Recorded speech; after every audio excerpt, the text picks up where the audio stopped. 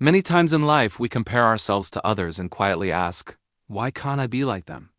In today's fast-paced world, especially with apps like TikTok and Instagram, this habit has become even stronger. Seeing others smile, succeed, or appear perfect often makes us feel unhappy and unsatisfied with our own lives. This short story is for anyone who feels that others are happier than them.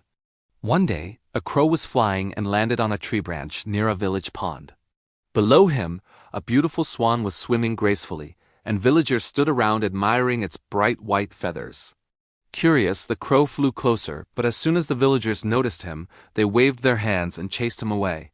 Feeling hurt, the crow moved to another branch, yet once again people didn't want him there. With sadness in his heart, he thought, "They hate me because of my black feathers." The crow flew deep into the forest and sat alone on a branch, tears falling from his eyes. He whispered to himself that if only he had white feathers like the swan, he would be happy too. Just then, an old crow passed by and asked why he was crying. The young crow replied that he hated his black feathers and believed no one liked him.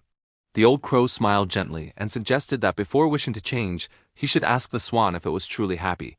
The crow returned to the pond and asked the swan if it was the happiest bird, since everyone admired its beauty. The swan sighed and replied that although his feathers were beautiful, he was not happy. People kept him like a pet, he could not live freely, and he feared what might happen to him in the future.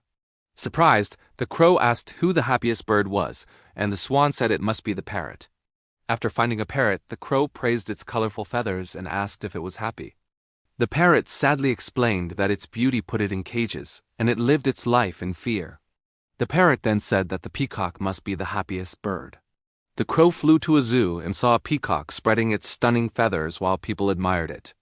When the crow said how lucky and happy the peacock must be, the peacock replied that people plucked its feathers and sold them, causing pain again and again, and it wished for a free life like the crow's. Hearing this, the crow was deeply moved.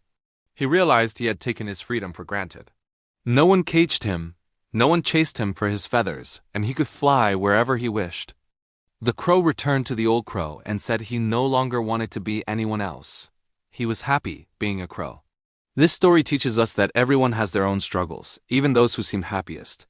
Comparing ourselves to others only steals our joy.